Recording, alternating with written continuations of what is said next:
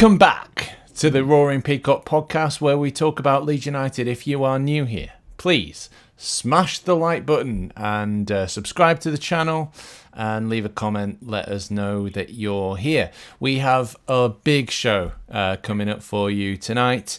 Lots of news to tell you about, potential date and time for the first quarterfinal in 23 years for Leeds United, and struggling on here with the flu, but we're doing it anyway. We'll also preview the Palace game at the weekend, as well as looking back at that Norwich City thumping, and a few more bits and pieces to pick up, including the FIFA Peace Prize winner. So all of that and much, much more to be discussed. Joining us today, the Sanguine Sage, the Peacock Confuscious, Barney. Aye, you all right? Not bad, thanks, Barney. Apart from struggling through the flu and the wall falling down. That Humpty Dumpty. It's unbelievable. And keeping our feet on the ground and hopefully our walls upright. The White Rabbit, the Mac himself, Machiavelli, Big Mac Ewan. Mac, Prince of Darkness. Now then, you pair of muff divers, are we? Very good, thank you, Mac. I was going to say, have you had a good week? Obviously, I know you've been struggling on it. I've not spoken to Barney this week, but it'll come out in the wash. It will indeed. Right. Leeds news then to kick us off. Leeds thumped Norwich City 3-0 to head to West Ham, potentially Sunday the 5th of April, is what I'm being told by Joe Tiff. So if you want some sometimes in the know and exclusives, go and follow him on Twitter. He seems to be a good lad. That will be the first quarterfinals of the Cup for Leeds United in 23 years. Leeds are now just 3 wins away from a European tour. Can you believe it? Pinch yourself. It could happen. Crazy things have happened. Leeds had scouts watching Bodo Glimt duo Kasper Hoch and Jens Petter Haug as they cruised past Sporting Lisbon in their first leg in Norway, with the Whites considering a summer raid for the Scandinavian-based forwards. That's interesting because we'd be raiding Scandinavia, whereas it used to be the other way around. Werder Bremen managing director Clemens Fritz. That's a very German name, isn't it? Clemens Fritz has thrown shade on Leeds loanee Isaac Schmidt. It's rhyming. With the German outfit looking at alternatives for next season, as they are not currently planning on taking Leeds up on the purchase option. Hasn't impressed, has old Isaac. Shock horror. FIFA Peace Prize winner Donald Trump has told Iran's national team they probably better not go to the World Cup this summer because he can't guarantee their safety. Which is just fantastic. A fantastic piece of news to hear, especially when Leeds are planning a summer trip to the USA for some pre-season friendlies, of course. And Palace have a number of injury concerns going into the weekend to play a Leeds team who they lost to in the first game 4-1. Woo! And what a game that was. Well, that's your Leeds news. And on to Norwich City. Leeds United, greatest team in the world. 3, Norwich City, 15 fingers, 0. First thoughts, Barney? Do you want to kick us off? I thought it was ended up going to be like one of those, the Birmingham game, because they've been on a bit of a good run, haven't they, recently? But first 15, 20 minutes, it was trying to work each other out, but after that, you could just see the quality. Considering that we made 9 changes as well, you could just see the quality. And I mean, even just a season how we've been in the Premier League, the depth in quality compared to Norwich was just something else, really. And I was really impressed with some of the players that came on. They were given the chance, like so impressed with him. Metcalf, really, I thought he was man of the match. I thought he read the game well. So yeah, Europe, here we come. I need to get my passport sorted.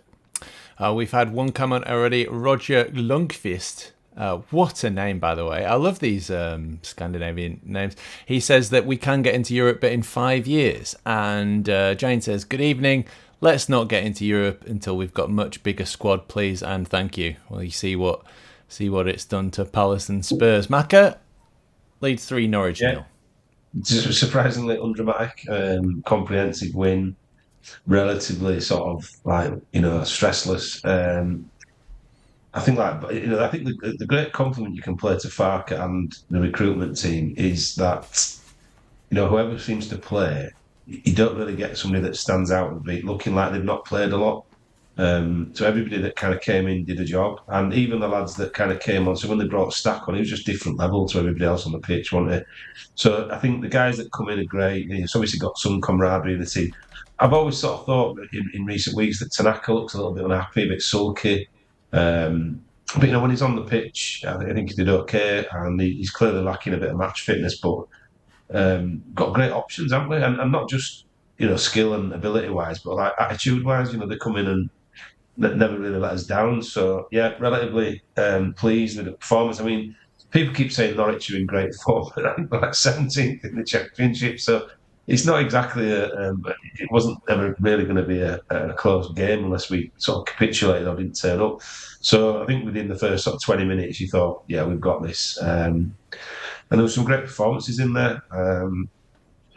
We've got to get Biol in the starting 11 in the league for me. I just think he makes such a difference to the defence, and balances it up really well. But yeah, enjoyed it. Nice watch. Yeah, was it getting a goal? I've got to say, I've always liked Pirlo. I loved him getting a goal as well. Great. He's still the best finisher we've got. Yeah, that finish is fantastic. So effortless, really. So pleased for him. Yeah, I think when we were at Birmingham, Barney talked about it. It was so tense. It was so nervy. It was so Leeds United against lower league opposition in a round of the Cup. And this was not. I mean, we talk all the time about Leeds being bad for your health, and look at this old man. He's a 22-year-old Leeds fan or whatever. But and wanting a nice, easy, professional regulation 3-0 victory, and that's exactly what it was. A few sort of odd decisions as well. I thought we probably had about 3 penalty shouts, decent penalty shouts leading up to that first goal, and the handball as well. It felt like it could be one of those days, but then we just sort of took the game by the scruff of the neck and said, no, it's not going to be one of those days. Can we talk about Gabriel Goodmanson? Anybody want to talk about Gabby? He's just on another level. I mean, he must be the signing of the season, surely. And I can't quite believe that game was the first time. Not just the fact he scored, but also that was his first assist of the season as well. Considering the amount of work he does on that left side, I just think he's a really, really good player. The way he runs though, he doesn't look quick. He doesn't look quick, but he is quick. And his strength on the ball as well. No one can knock him because he's not a big guy, is he? No. But he's a strong guy, and he managed. I mean, you could tell the depth and quality with him because he just ran rings around the right back for Norwich, and the pace on him as well. So yeah, I just think and apparently he's a really nice guy as well in real life. When the club went to my wife's school, and he said, "You've got really nice kids here, and good luck for the rest of the year at school." He's a really nice guy, really down to earth as well. But what's he going to say? Oh, you've got a bunch of little shit here. Well, he sounded genuine. What have you done to these little ones? He's a dickhead, God, this school's awful. Get me out. I don't know how you do it. How do you come here every day? Sorry, Barnes, I'm only messing. Oh dear. No, so 22 chances, 30 games played, and 22 chances created, and he hadn't had an assist. So he got that assist with the 22nd chance he created. I mean, we've praised him all season for his attacking the way he's looked when he's been attacking, but he hasn't actually had any attacking output. But he's been putting the ball in good areas. So if you keep doing that, eventually you'll get the rewards. Yeah, I mean, I'm going to sort of go against that and say that I've criticised his end product quite a lot, and I think that the final ball isn't great. He's putting balls in, but they're not particularly accurate. They're not particularly in dangerous areas. I think sometimes he tries a little bit too hard to put it in a certain place rather than picking an area and getting it in there. But he's you can't not like him because his work rate's ridiculous and his quality is undoubted. It's just that final third needs sorting, and I think he's sorted himself out defensively. I think the system helps.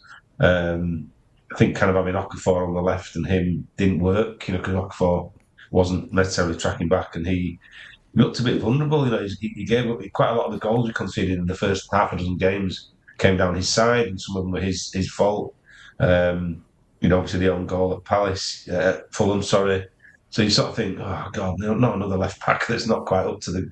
But wow, what a kind of turnaround! And that you were saying about the strength on the ball and quickness. He's fit as fuck, man. It's like energy and constant kind of running is just a credit to him, really, and probably a credit to that old phrase that kind of hard work beats talent when talent doesn't work hard. He just grafts and grafts and grafts, and he gets his dues because of it. And we know what Leeds fans are like. If you put a shift in and you're relentless in your running and you kind of covering the pitch, you can forgive some of the quality aspects. But you can't forgive people who don't put the work in, and he definitely puts a great shift in.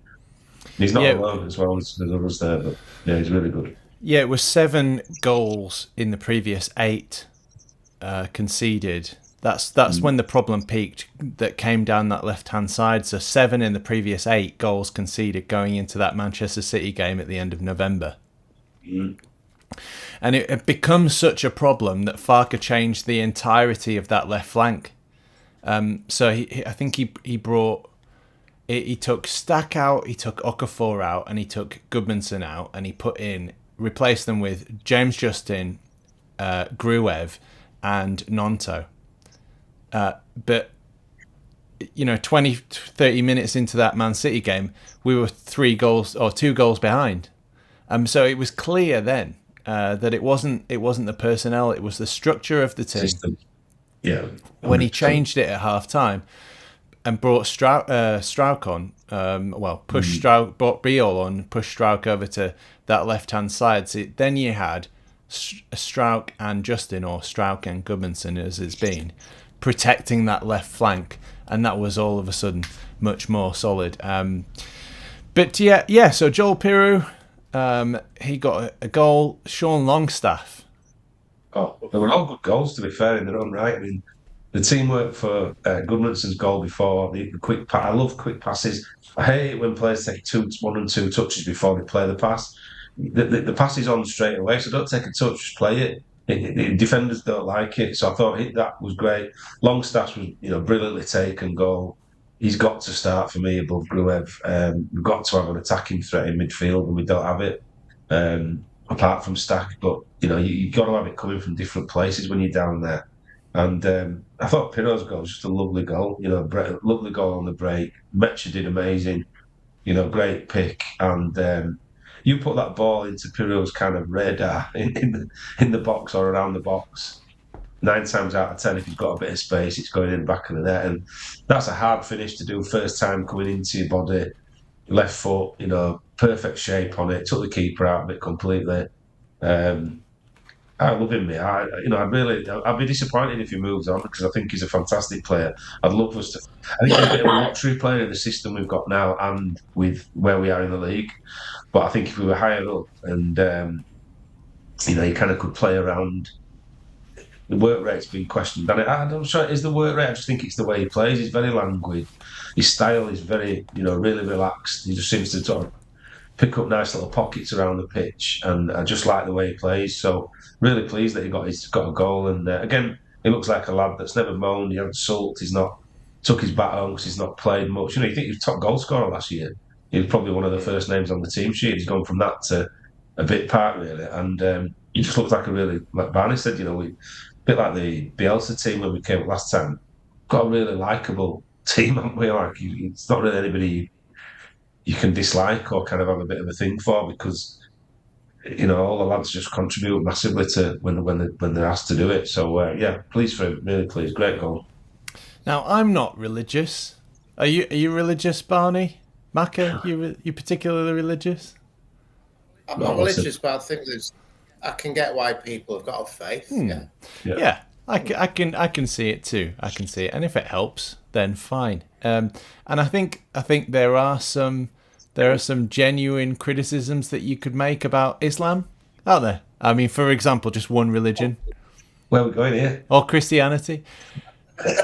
I don't think I've felt the need to boo Ramadan and or breaking Ramadan, but I also think that there were thousands of Leeds fans standing around me against Norwich City that didn't feel the need to boo Joel Pirot breaking his fast either, and that was good to see, was it not? Did it very discreetly, didn't it?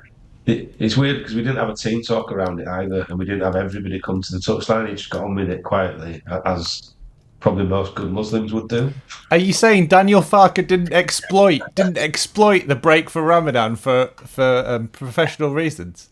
Well, I think we're not nasty enough sometimes, and we don't use that gamesmanship sometimes. But he can't now do it, can he? Because he's when he made his bed, he's complained about it enough that he can't do it himself. But he did it really dignified with Peru, and I don't think any Leeds. There is some Leeds fans, no doubt, that are absolute fucking whoppers and probably used it as an excuse to boo Ramadan or Muslims or whatever. But I think the large percentage were more disgruntled with the team talk and the breaking play for every player, regardless of what your religion was. So that was a bit, that was difficult to sort of stomach, really.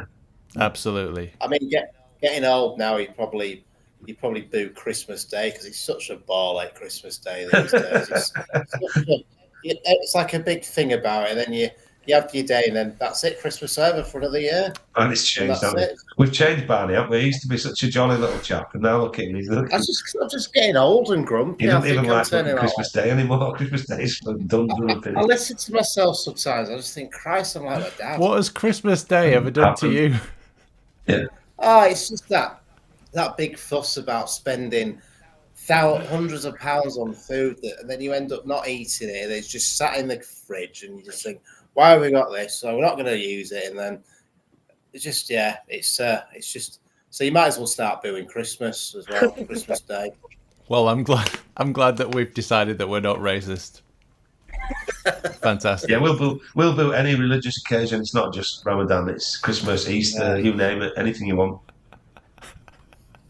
When the players go off at like halfway through the first half on Sunday or in April, the cup, the quarter final, eating Easter eggs, I'm going to boo the fuck out of them.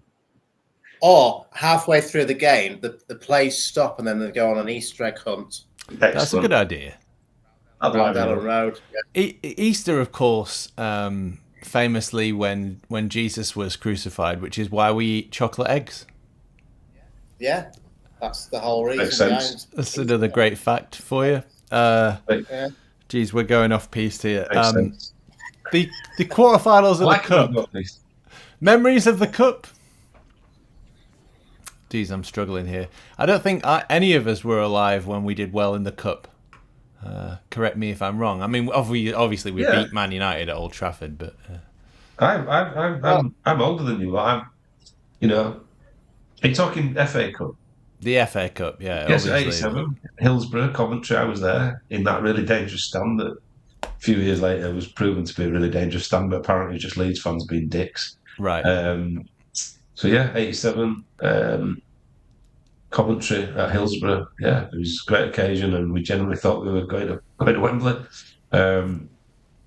It's few and far between, though. Certainly in the FA Cup in my lifetime that we looked like we were going to trouble the... was it Venables 2003, 2-3, whatever, that got to the quarter final? But I've no memory of that, really. Can't be particularly exciting or stunning or. Well, but by then, at that point, obviously we've been to a couple of European semi-finals. So getting to a quarter final of a domestic competition. Yeah, I mean, we were spoilt, weren't we? I mean, at that stage. But yeah, I was 1 year old. 1 year old? 1 year old in 1987. All of those Champions League, FA Cup, league winners, are all fleeting, aren't they? There's no kind of continuity from it. We don't kick on and go and do it 3 or 4 times. And even, when we had the greatest team that we've ever had, underachieved when it came to winning silverware. 111 people watching on Twitter and various others on various other different platforms. So please leave a comment like Jane did. I remember when we won the cup. 1972. Saying nothing, Jane, about, I thought you were far too young for that. Yeah. Can't believe it. There you go. So Europe then. So we're 3 wins away. But to be honest, they're London away games, which historically we've not been particularly good at. And it's not just London; it's Wembley as well. Wembley, yeah. But records are meant to be broken, aren't they? Daniel Farke not been good at Wembley for us either. I still believe that what Farke has done, I think he's sort of like demised. Debunked the myth. What was you trying to say about it? Is this a German cologne? He's sort of like got rid of some of like the hoodoos that Leeds have done over the years. Like we've done a Leeds, and he's got rid of some of that sort of stuff. I agree. So I agree. Never know. Apart from when we did a Leeds in the playoff final. Yeah. I just don't think the team was ready for that. There was such a big turnaround over the summer. Anyway, like Macca said, we over and over again, we had too many prima donnas that didn't turn up on the day.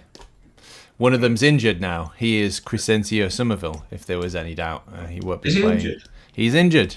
Yeah. Great. Yeah, he's like single-handedly turned them around, haven't he? Yeah. Bastard. They said out for a few games, but a few games could end up being the season. Well, with any luck. I don't wish ill of him or anyone really, but I would like Leeds to stay in the Premier League at the expense of basically anyone. Spurs, West Ham. It doesn't really bother me. They're going well out, the Spurs anyway. That's good to see. You're fantastic. The second keeper got hooked after 15 minutes, and the manager didn't speak to him and didn't even look at him. Yeah, great. So, listen, bring it on. I'm loving it. I'm watching from afar. Again, I'll say it again. If we go down with this shit show around us, we deserve it, because fucking hell, there's some absolute horror shows around us, isn't there? Yeah, I mean, we've been where they are. I mean, that is that in the midst of chaos, you need people who are going to stand up and to not even look the guy in the eye, who you've just yanked off. And he knows what he's done, that manager. He's not a stupid guy. I mean, you know what it was like? It's like when you said you're going to get home at a certain time and you've been on a night out to your wife. Oh, yeah. And you like get home and you've forgotten your key, so you need to knock on the door. It's like 2:00 in the morning and you're just like walking, like thinking, fucking hell, I fucked up here. Your wife's not looking at you and you just feel like you're a kid again getting told. And it's just like that. So I mean, when your parents have, it's the parents. Like it was the worst parent is always not the one that shouts at you, just the one that gives you the silent treatment and says, "I'm not annoyed. I'm just disappointed." You've been in a lot, haven't you, Barney? Is Katie in the room tonight with you? She's not tonight. No, she's not home yet. I thought you were talking a bit, mate, to be fair. There are seldom that life can be quite complex and it can be quite difficult to know when the right thing to do is, what the right thing to do is at certain moments in time. But in that moment in time, it was so clear and so obvious what the right thing to do is, and he just has to give. But all the other players did it. The weird thing is, virtually every player that was like between him and the touchline went and gave him a hug, and It's counterproductive to not make him feel better, because he might have to come on again if Cario gets injured. And to be fair, Tudor picked him. He picked him to play in that game, so he was at fault. Guys hardly played. He was quite young. He made some mistakes, but Van der Ven probably should have been sent off and made a terrible mistake himself. And he's gone, by the way. His head's gone. He's not interested anymore. So that's a good thing for Leeds, isn't it? Yeah, it's a strange watch, that Tottenham. I don't want to, spoil it by getting too ahead of myself here, but they look like they're in massive trouble. I just the way watching Spurs at the moment and how they're losing games and conceding so many goals is like when we went down the last time, where everything was just not going right. You could tell with some players that they'd had enough; they couldn't handle it anymore. And yeah, they look. I mean, my best mate's a Spurs fan. He says we won't go down, we're fine. But I'm just watching them, just thinking. It's the old classic, like sleepwalking into a relegation, but Exactly. they are. They're literally. And we've said this before. If you look at that team, I do not think that team is a top 6 team, let alone a team that can fight relegation. I just don't think. There's something not quite right. Yeah, there were a lot of egos, and there's not been a lot of clear-eyed analysis, I think, internally, and especially from management teams. I mean, they just kind of dismissed Postecoglou. He's an intelligent guy. He knew what was going on. He knew what they needed. And to just blame it all on the manager and say and change the manager and sort of dust off your hands and go, "Oh, job done. That will be right now." I think that was pretty sort of unintelligent. Really naive. Yeah, it's naive, and I think other teams are doing it. I think Man United are going to. Potentially, I mean, I'd love to see it. Don't get me wrong. I'll be watching with the popcorn out. But you've got Carrick that's come in and done a really good job, and obviously he's got respect of players, and is relevant because he retired recently and what have you. And I think they're going to get rid of him at the end of the season and bring somebody else in who might, catapult them back down to where they've been recently, and just changing managers constantly. And I think the other thing I was going to say this before, but like Leeds, so few players coming through the ranks at any of these teams, that. They've got no loyalty to Tottenham or Chelsea or Man United or even Leeds to a point. I'm not sure if players are loyal like they were before anyway, because the money's just too important. And it's a huge amount of money to move from Leeds to Spurs, like Archie Gray did, but they just lack that loyalty. And you think about years ago, Tottenham would have brought through 5 or 6 players, in the first team from the academy or from the youth or from the reserve team, and it's just a dying sort of thing that now, and that's definitely not helped them because they're paying fortunes for players who, quite clearly, you can see now don't give 2 fucks about Tottenham, the brand, the fans, the manager. It's just another payday, and Tottenham went down, and move off and do it somewhere else and kiss the badge and. Yeah, sad thing, really. Well, it's actually quite funny. I'm finding it quite funny. Well, it's funny, yeah, as long as it's not Fantastic. Joe Rodon obviously chose us, and he's been making a few comments about how much he loves Leeds and how much he's sort of chosen and remained loyal to Leeds since coming on loan, and he had offers to go to other Premier League clubs when we were in the Championship, and he chose us. So there are little pockets of loyalty, but you've got to find those. You got to find those players. Right. The question posed of this stream was: could Leeds United get into Europe? Obvious answer is yes. We just need to win 3 games. But a few of you have been commenting. 145 now watching on Twitter, by the way. Hope not, says Terry Coburn. Would be disastrous for us next season.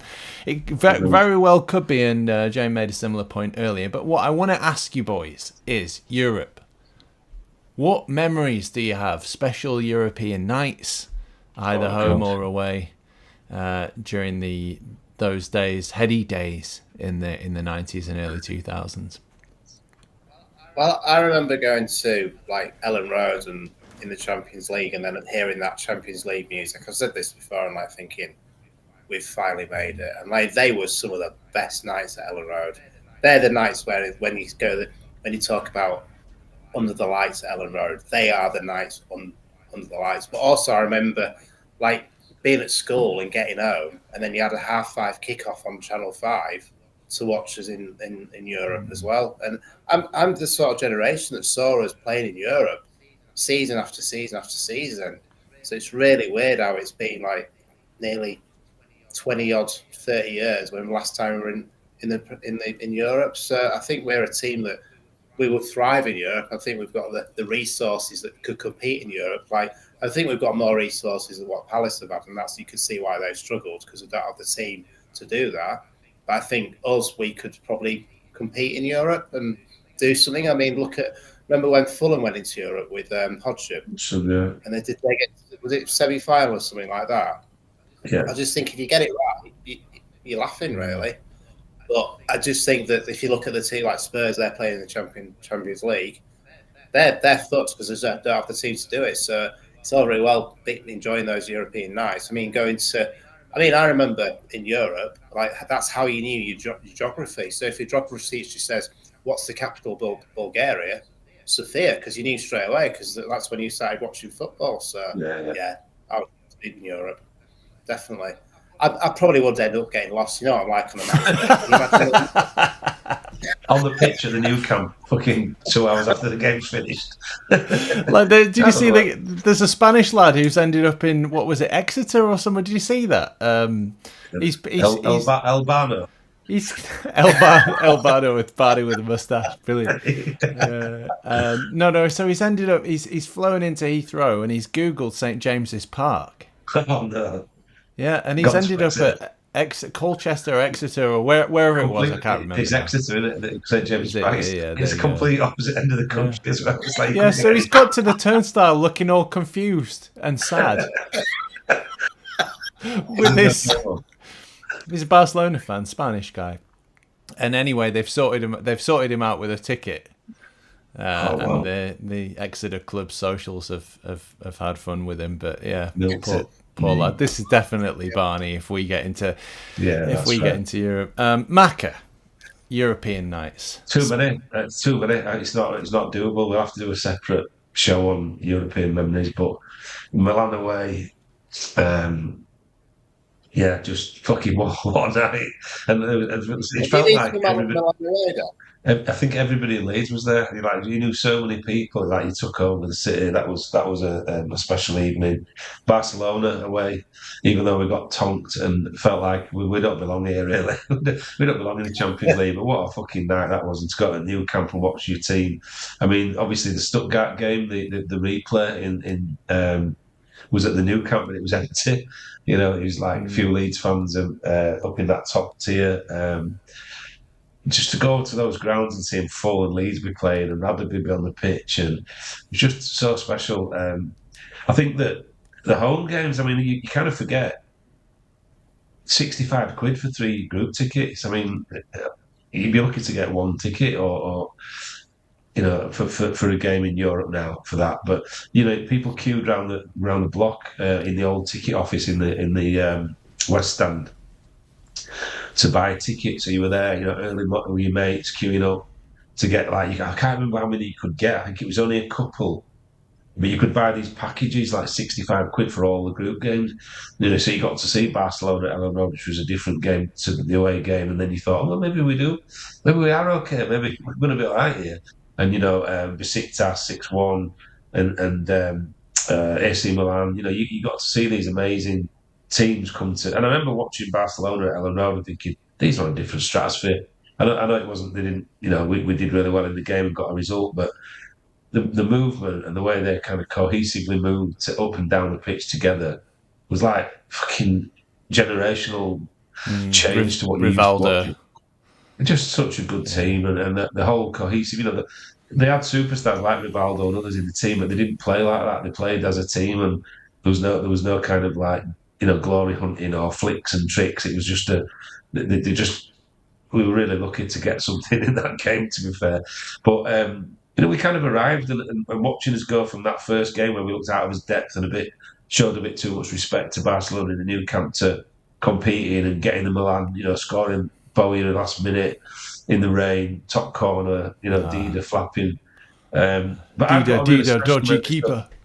Yeah, exactly. But they were all great, and like I say, those ticket deals were just fantastic by the club, and the ground was rocking and shaking, every night, and So I've got one really special memory from Europe, and it wasn't Champions League. It was in the UEFA Cup where we played.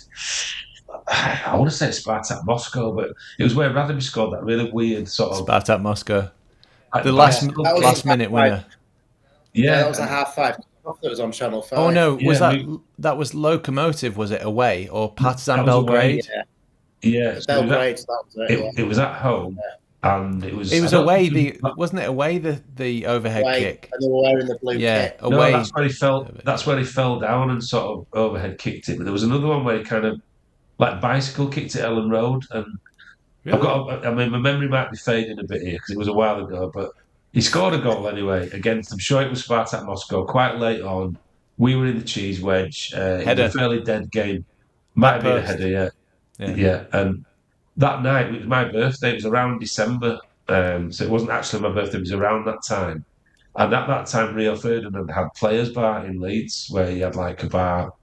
So we ended up in there after, and there was like Harry Kewell, Ian Hart, Gary Kelly, Lucas Radebe, all the players were in there, Ferdinand.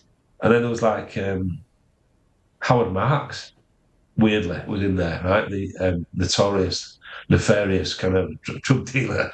God rest his soul. He lived in Leeds at the time, so he was married to a lecturer from Leeds University, and he lived on Park Lane, not too far away from me. So we spent the night in the company of like a few Leeds players, but with Howard Marks, sat in Players Bar having a drink with him, and it was like, this is what Europe's all about. The celebrities are all rocking up, and we're sat in having this brilliant night. And yeah, I mean, I know he's quite hated now. And he had to shut players the minute he left and went to Man United. I think he thought he could keep it, and he got smashed up about 2 days after he went to Manchester United. But What was that? Whereabouts was it in Players Leeds? Bar was kind of, if you think where the Duck and Drake is under that arch, the opposite corner, as you kind of come up on the loop to go around past Lamb Flag, it was like straight in front of you, right under those arches on that corner.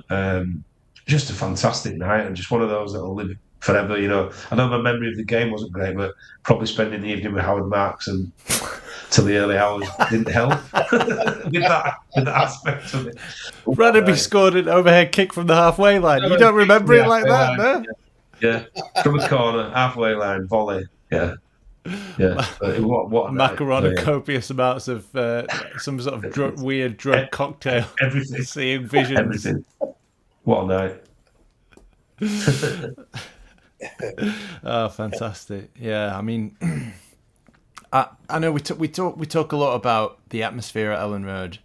I mean, Barney, you said it. There is nothing that I can remember as loud as there was Man United when we won 2-1, and Dean scored, and was it McAllister? Oh no, Weatherall header, and then Brian Dean. 2-1, yeah. The 3-1 game was fucking good as well. That I think it had been 13 years, something like that, since we'd beaten Scum. That was one of my first games, and I don't know if I remember it being louder then because it was my first experience of a really loud game, or whether it was actually genuinely like extremely loud. But I remember that game. But then the next ones are all pretty much in Europe, and that Spartak Moscow, that Radeby goal, that was spine tingling. But the performance that I'll always remember is actually the last time I think we might have had one more European campaign the next season. But yeah, when we finished fourth, I think. But Deportivo La Coruña, and I think it was just such an amazing game. And when we talked about Norwich before, a nice regulation 3-0 win, but this was a nice regulation 3-0 win, but it was in the quarter-final of the Champions League against the Spanish champions, who were no mugs. And that is the best I've seen Leeds United play. I mean, the best football. It was just unbelievable. And the sound that night, it was like we reached a different level, a different plateau. And again, what Barney was saying is like, we've made it. I totally agree with the Champions League music. That was taking the next step, and when we lost 4-0 to Barcelona, I thought, oh, maybe this is one step too far. But then we beat Besiktas 6-1. I think it was Baka who scored the opening goal. Excellent sliding goal. But then he thought, oh, hang on a minute. Maybe we can do something here. And then when we get to the quarterfinals and we play like we did, it was just insane. And then I think Valencia was slightly louder as well, but that was anxious. It was so anxious, and their keeper was diving all over the place. One of the best, probably the best performance by a goalkeeper I've ever seen to keep it 0-0. But yeah, I would say those are just a few of the European nights, and we, like you said, we didn't talk much about the UEFA Cup run, the Roma game, and all of those things. So even the Stuttgart, the replay, the sort of comeback against Stuttgart at Ellen Road that's probably one of the loudest I've ever heard it.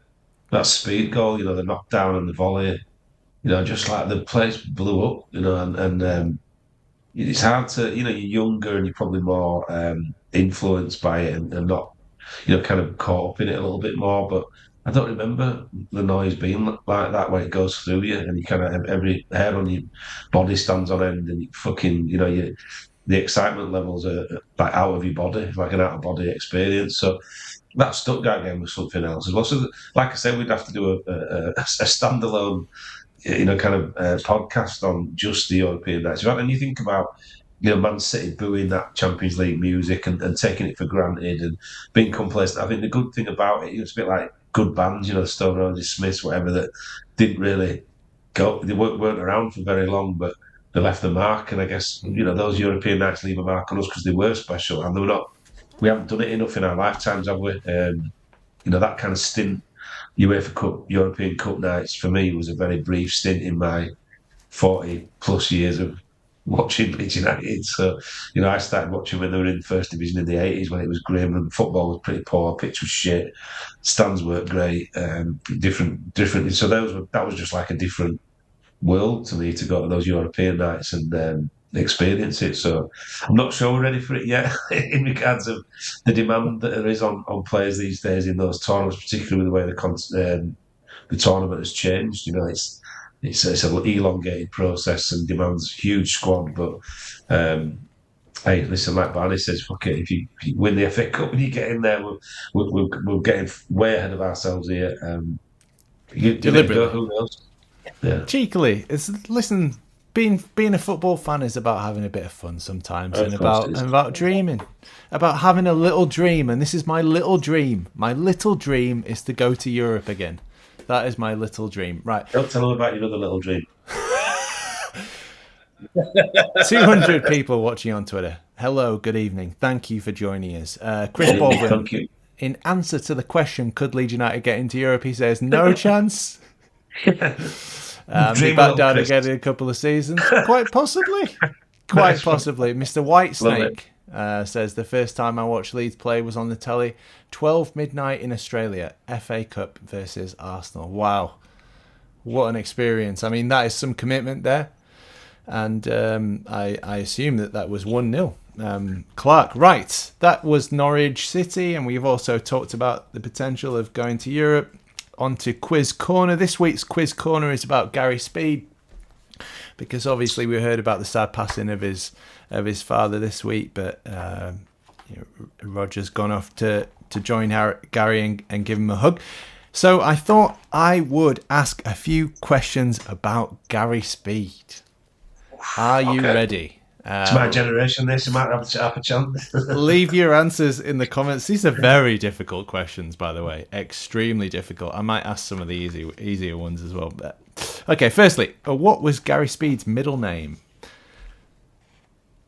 Was it A, David, B, James, C, Andrew? David. I'm going to go David. Going David, and the answer is Andrew. There we go. I don't know. I never know why these middle names come up. I guess it's an easy sort of quiz question to write. We did it the other day. We were doing it on our group the other day, trying to guess each other's middle name. So it is one, isn't it? What year did Gary Speed first sign a professional contract with Leeds United? What year? Was it A, 1986, B, 1988, C, 1990? 86. The answer is the 13th of June, 1988. Yeah, I was saying because Batty would have like left school in. Oh no, he wouldn't. Sorry, got that. Yeah, so he would have left school in '86, Batty, and I thought it must have been too early. But yeah, that'd be about right. Sorry, yeah, got it. How many goals did Gary Speed score? Was it A, 46, B, 57, C, 73? For Leeds. The second For one. Leeds, yeah, for Leeds. Yeah. Oh, for Leeds. Oh. Go on, what's the options again? A, 46, B, 57, C, 73. This is my audition for the host of, was it Chase? The Chase? Is it called The Chase? Some game show. Yeah, some game show.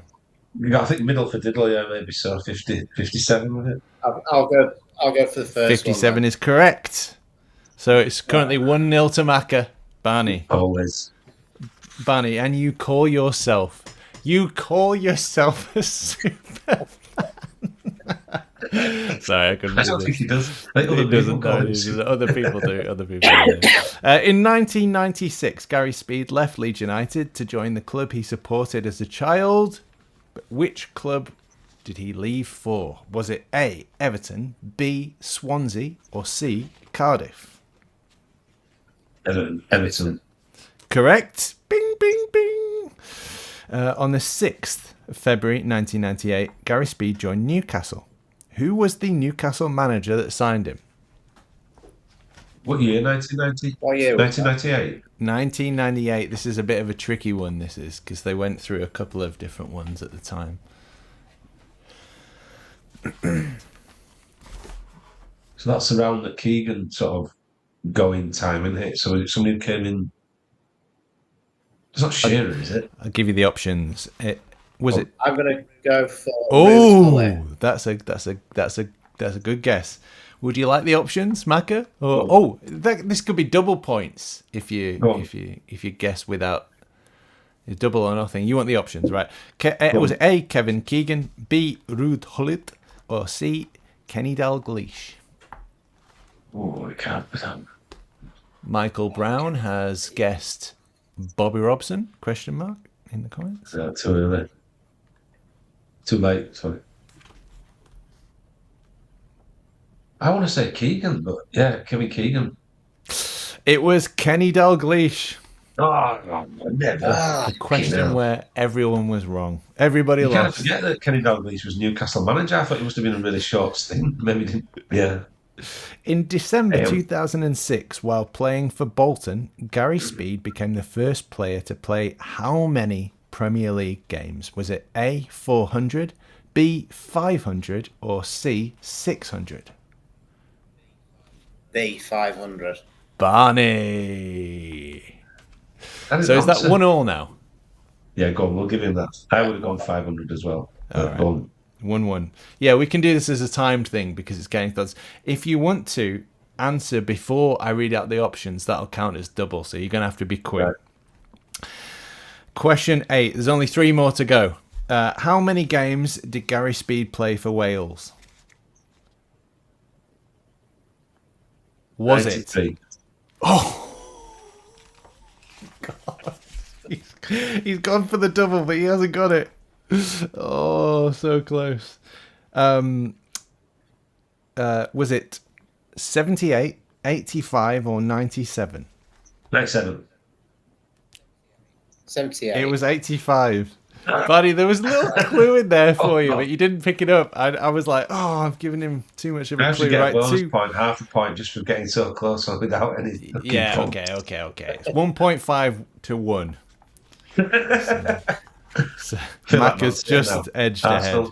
I'm cheating out. Just wait till I go for a drink for Ramadan. Wait a minute. You've complained to the referee and you've got something. So there you go. Yeah. Which club? It does work. Which club was Gary Speed's first managerial appointment? Was it A, Cardiff City, B, Chester City, or C, Sheffield United?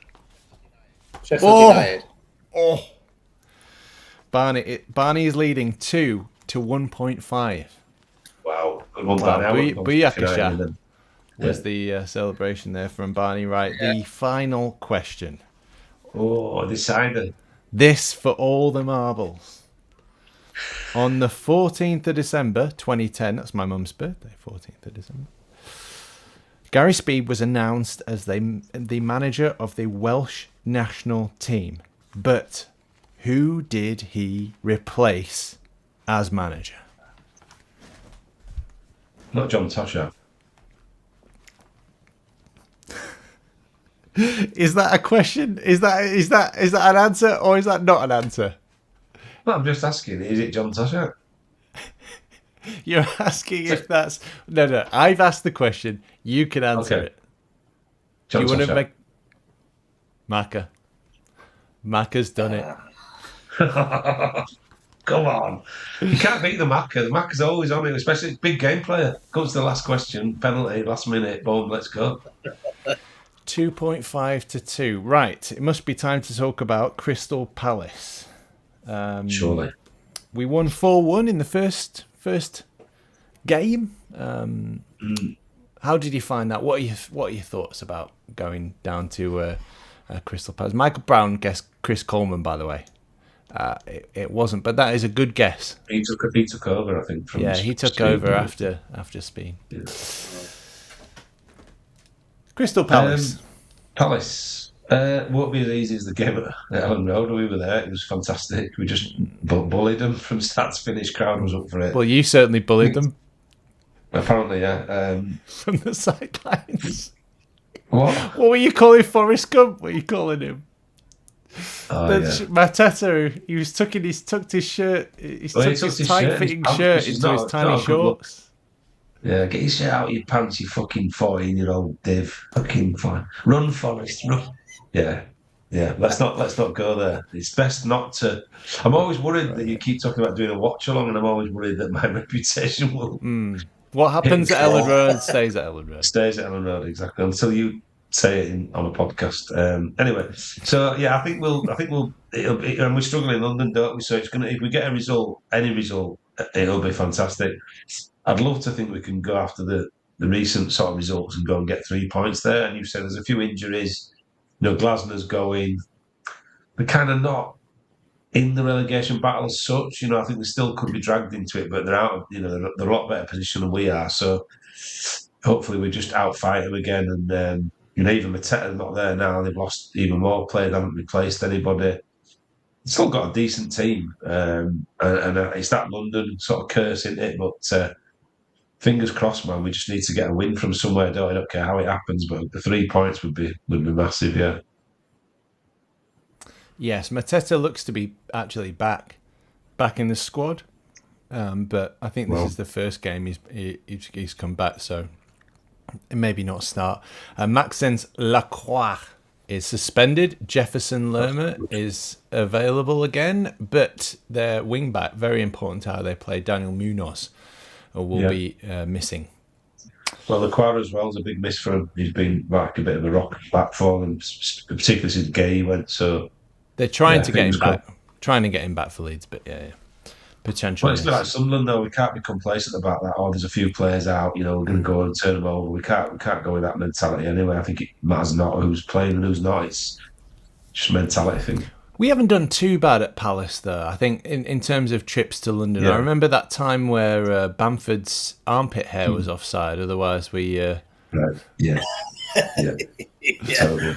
And then the week later, they changed the rules. Yeah, they do that a lot. Brilliant. Same as when Koch handballed it against Liverpool in the first game. They changed it the week after. It's like, great. But it's great to be a guinea pig in the Premier League, isn't it? the guinea pig, the original guinea pig. Or the canary, named for Daniel Farr, obviously. Not tested on animals, tested on Leeds United. Tested on Leeds United, yeah. Barney, thoughts on Crystal Palace away? The Barney head says, I think we can win 2-0. You're young Barney Hart, but you're old man grumpy. Because I'm getting a grumpy man now. I can see that we're going to lose, and it's going to be Strand Larsen's going to score against us. Yeah. And then we're going to be in the bottom 3 by the end of on Sunday, and everyone's going to lose their head for a week. Can we do that? Can we actually? Is that possible? Well, we could be level on points, couldn't we? Because all the teams will win around us. Spurs will end up beating Liverpool. Yeah. West Ham I've been got? such a happy clapper, that I didn't even think of the possibility that we could be in the. There's no way we're gonna. No, Barnes. There'd have to be a 9-goal swing. We'd have to lose 9-0. No, you know what it's like though. It's on goal difference. But you know what it's like. Leeds fans will lose their heads, and then that's it. We'll need to rip it up and start again. We don't want to be in the quarterfinals. This is going to affect us, and blah blah blah. Every player's shit. We're not playing well. We do have some fabulous meltdowns at times in the fan base. That's right.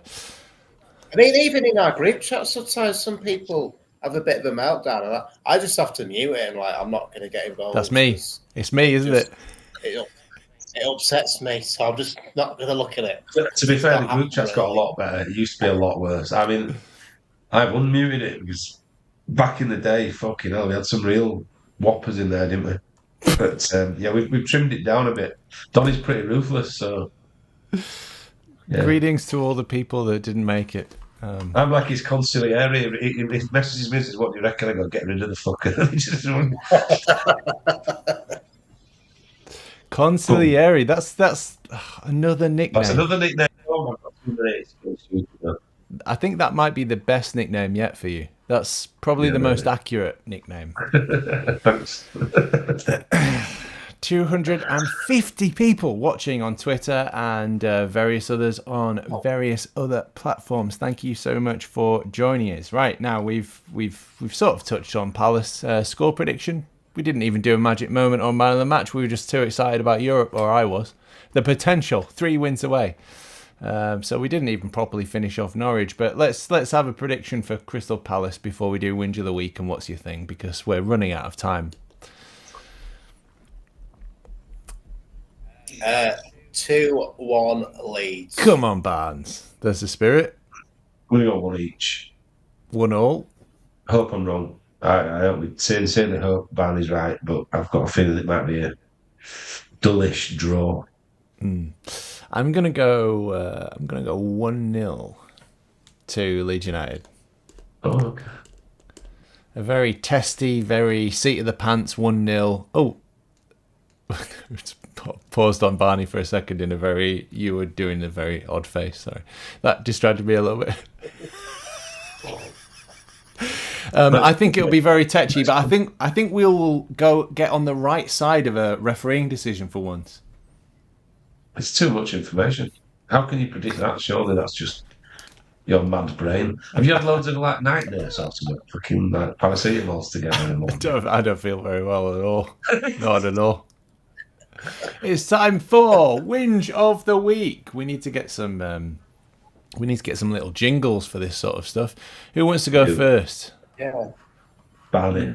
Whinge of the Week. Barnes, you grumpy about something? What's been my Whinge of the Week? Yes. Is people not understanding how a roundabout works. Straight over it. So yeah, it's straight on. So where I live, there's a mini roundabout. You turn right. Wait. Sorry. How in left-hand lane to go. How many are we talking? Is it flat or is it got a bit of? No, the mini roundabout going into one of those ones. Hookstone Road. Yeah, I know it well. That one. Yeah, I know it well. So it's not like the hump one. Like that's a mini roundabout. So I'd say a medium roundabout, not like a massive one that you usually see. Okay. So I do it all the time, and I do it on purpose now as well. And my son knows I do it on purpose. So I go in the right line to turn right into Morrison's. Person in the left-hand lane will literally go straight on rather than going around the roundabout. So I purposely speed up to get near his car. So I beep him just to prove a point. And they absolutely shit themselves and they look at me like, it's a roundabout. You go round the roundabout. So I am one of those dickheads that likes to make a point of it's a roundabout. And the amount of people don't know how to make a roundabout. Yeah. I just don't understand it. And especially those ones with the small mini roundabouts as well. They literally go over the top of them. I'm like, it's a roundabout. Just Got I to don't get it. give way to your right, always. That's the thing. I can't get my head around how people don't know that. There's one at Sainsbury's in Allerton where people going straight on think they've got right of way over you, turning right across the roundabout. They haven't.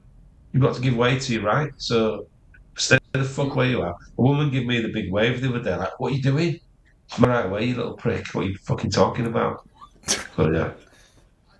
I'm with you, Barney. Personally, the grand scheme of things is that people's driving these days It's is worse. Yeah, awful. yeah, it's agreed. It's honestly We're getting awful. old, Barney. We're just like two miserable old men shouting at a cloud. Out there. This is where we've got to. It's this Curb Your Enthusiasm stuff. It is, yeah.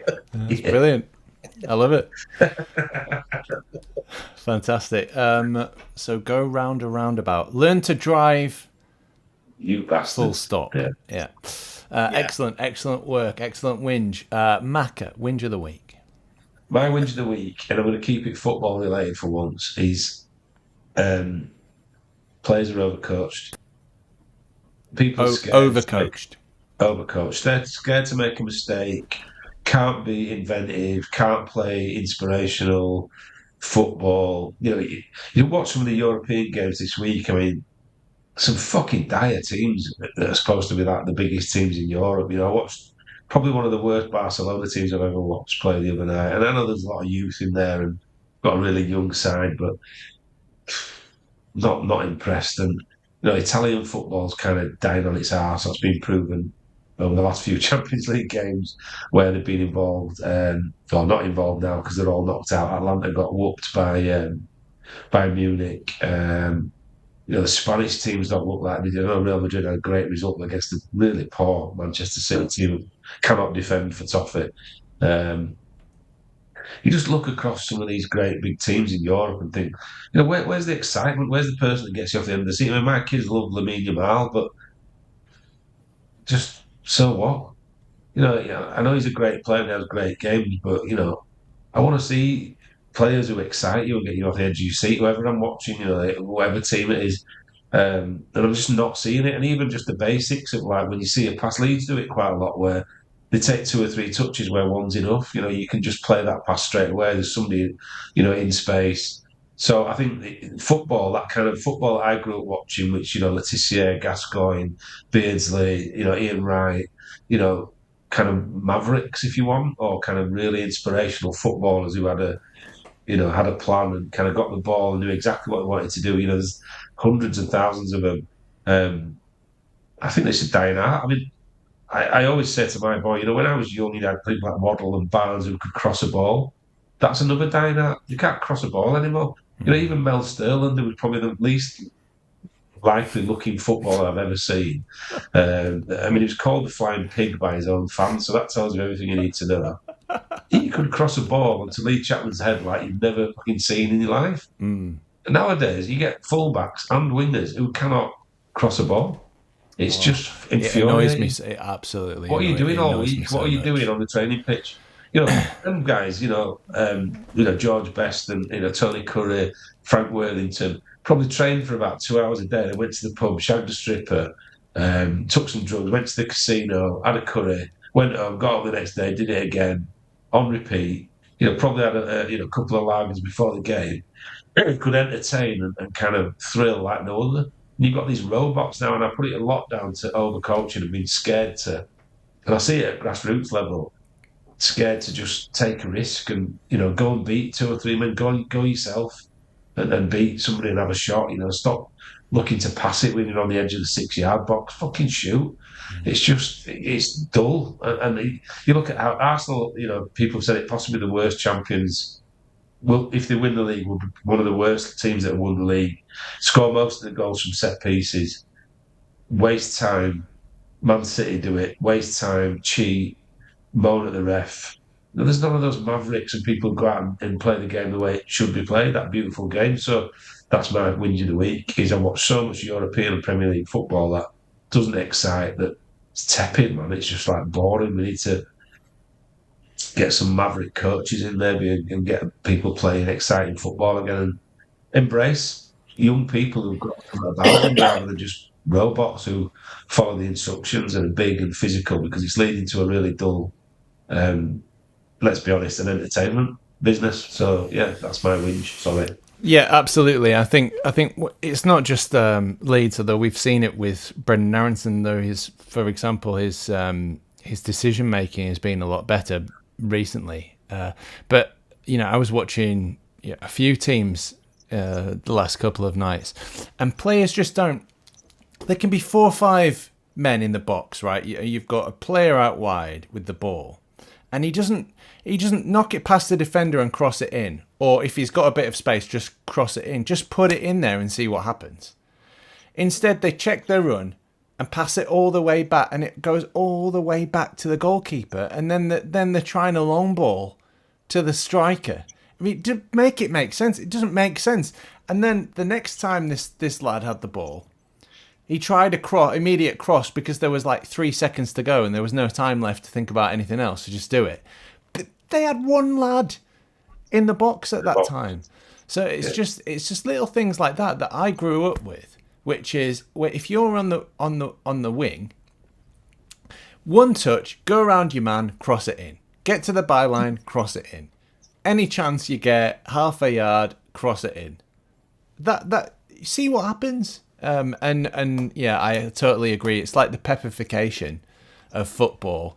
Play a million passes instead, and we end up in a worse situation. I totally agree. My whinge of the week is bombing countries in the Middle East. Just stop doing it. Can you please stop doing it, please? Thanks. That would be great. We're just here trying to live a normal life, just trying to care about normal things like our family, my wife, my mum, my career, my football team. I'm just over here trying to be normal. And you guys are over there being complete and utter psychopathic dickheads on a global scale. So I've met a lot of wonderful Americans. I've met some lovely Israelis as well. Please just stop. Just stop. Just stop making the world a lot worse. You're edging us towards a global financial crisis again. And that wouldn't be good for anybody. So just stop, please. Thank you. That's my whinge of the week. Unless it's your rich mates that's benefiting from the oil prices. Yeah, amazing, isn't it? I saw a tweet today and it was quite good, actually. It was like, I wish the old men would stop dropping bombs on people. Yeah, I mean, you could say that at any point throughout history since we invented the bomb, really, couldn't you? But yeah, that's my whinge of the week. Couple of your comments, then we'll do what's your thing, then we'll sign off because we are way over time. We've gone back to form. There was one pod that we did under an hour. Jeff Williams 111 says, hi Jeff's lads, love the show. We can go over. Jeff's loving it, it's fine. Loving the show. Hopefully 352 on Sunday. Well, thank you, Jeff. We love you as well. Come on, Leeds. 352 would be fantastic. I think we work better. We've talked about this on the pod a number of times. I always like playing with a second striker, a little strike partner. You work off each other, and I just think that I actually think Metcalf is fantastic. And now that DCL is back fit, then the two of them, I think that they could do something special up front for Leeds United. Best team in the world. Jane says, to be fair, Lee Chapman had an enormous head. Barney, what is your thing? My thing, and I don't think it's a good thing, but I've sort of got in the mindset of doing it, is watching reels on Instagram. No bad reels, just really funny reels. And I've got into the keep scrolling and scrolling. It's not like the doom scroll. They are really funny reels. And I send it to my wife and she's like, yeah, you are like that and stuff like that. So I just 10 minutes out of my day just to, it's just some video of a bloke snoring in bed, or some bloke farting on the wife or something like that. Just funny stuff. 10 minutes out of my life, just to get away from it all. This might not be a good thing because my algorithms might be really bad now. But yeah, just don't when you ask a bloke, don't ask them to look at that search button on their Instagram. Whoa, That's a whole different kettle of fish. Is it? Is it really? Any confessions that you want to make, Barnes? No He comment. looks extremely guilty, for whatever reason. Never has a Guilty. man looked more guilty in his life. Honestly, actually, Christ, you're flooded by all. Mm.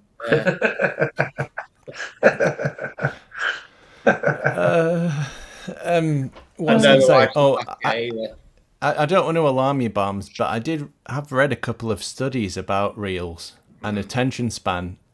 It wasn't good. Nothing good. But I'm glad you're enjoying them. I'm glad that you're enjoying short vertical videos about with men farting on their wives. Yeah. So it's nothing bad. It's not like, I don't know, looking at, I don't know, whatever. But it's just funny reels. I need to stop. I know I need to stop. It's not good for you. We're not going to have to do an intervention. No. Barney comes home one day and there's all of his mates sitting on the couches. Hi, Stuart. Come in, Stuart. Sit down. I need to speak to you about something. I'm afraid Katie's done your search button on your reels, and we just need to sit you down and talk to you. Save your marriage and your family.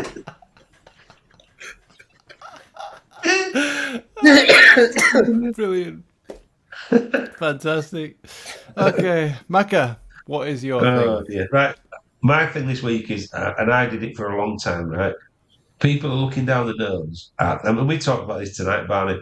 We were going to do 23 years since we last were in a FA Cup quarter-final, and let's drink what we drunk 23 years ago. Now, I don't want to think about anything that I did 23 years ago, if I'm being really honest. I definitely don't want to revisit it. But I might need an intervention on that front. But, I couldn't think of anything decent that I'd drunk 23 years ago, which is weird, isn't it? It's a bit like that Gary Neville clip that sort of says, 20 years ago, we'd have gone in a restaurant and got like a bread and a lump of butter.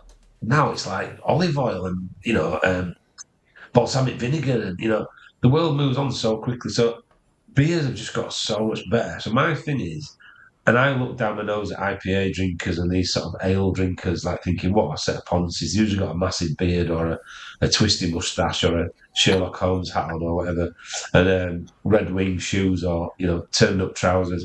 But, to go out now and be able to pick like loads of different flavours, experience different drinks is fantastic. So, for example, tonight, and the breweries as well, so they support these local breweries. You'll like this one, Barney. St Ives Brewery, Alora, beautiful. Little DDH Niper, 6%, very strong as well, which is probably also why I like them. And then this one, which sounds like some sort of euphemism, but the Button Masher from the brilliant Nottingham brewery called Neon Raptor. I am obviously looking for sponsorship now at some point, but, another 6%, beautiful, fruity, DDH. You're not drinking Peroni or Stella or Carling or Foster's. These are like artisan beers. I know artisan suddenly adds like £3 onto each item that you buy, but I'm all right with it. I thought about the prospect of buying a Peroni tonight and thought, I can't do it. I can't drink that shit anymore. And for years we went out and we were so limited. In my lifetime, when you went to pubs in Leeds, which was supposed to be like cosmopolitan, when I first started drinking, it was like Foster's, Carling, Heineken, John Smith's.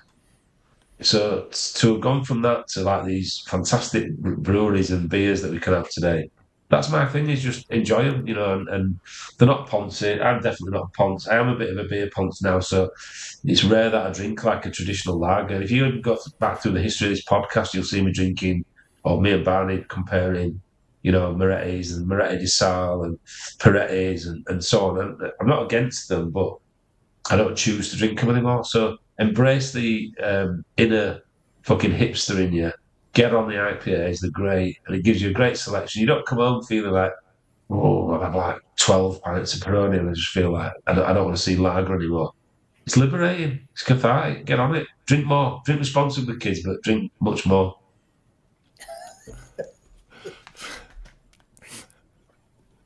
Sorry. Right, so we've got an intervention for Barney, and we've got we've got a plea to the masses to drink more alcohol from Macca. Indeed. Fantastic. Well, I'm gonna do a kind of a normal what's your thing. Actually, normally a Barney. What's your thing?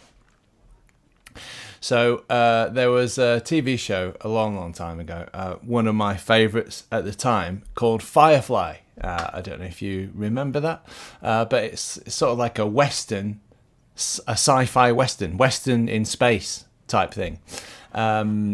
Anyway, it's cancelled after one season, and then they brought it back for one film, and then that has been it for sort of 20 years. But they've been some of the original cast have been teasing a reboot.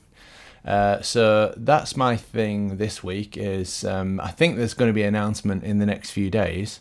But yeah, hopefully a reboot of Firefly, because I really enjoyed that show, and it's a bit of we've been talking about nostalgia, but yeah, that's very nostalgic for me. Very formative period in my life. Came out in 2002, and yeah, just a cowboy western set in space. Oh, well then. That's what Star Wars is, really, isn't it? Last few comments then. Michael Brown says, any more vlogs with the family coming? Yes, if I can get around to editing the one from Norwich, then yeah, we'll do it. I hope you're enjoying them, Michael. I assume that you are, seeing as though you've asked. Farker won't play DCL and Metcha together only unless Leeds United have to chase games. I absolutely agree. I agree with you. I couldn't agree more. Actually, it was great to see Piru in a 2, which is what we were talking about, and I think that played to his strengths, and I really like Metcha. I think he's a very talented boy. Bowie Doctor says Mutton Basher. Brilliant, mate. Either one's a euphemism for that name for that beer. Yeah. Mutton Basher, Spoonerism, Mutton Basher. Yeah, great. Other Indian pale ales are available, as well as other sort of sorted puns. Michael Brown says Diego Llorente, former Leeds United player, just got sent off for Real Betis in the Europa League last 16, giving away a penalty to Panathinaikos. Oh, well. Terrible shame. Great defender as well. What a shame. To be fair, he was all right for about 4 games, and then he went irreversibly insane. And Michael says, very much enjoying your blogs. Thank you, Michael. And if you haven't seen the vlogs yet, please get onto what are you doing? Get onto the YouTube channel, hit subscribe, hit like, hit comment on all of the videos, every single one of them. Help the channel grow. That would be absolutely fantastic. We took a little extended break of about 4 years, but we're back now, and we are trying to grow the podcast again. What a show that was. Looking forward to another away day in London. We have a lot of history of wins in London, so it'll be good to keep that going, and we will see you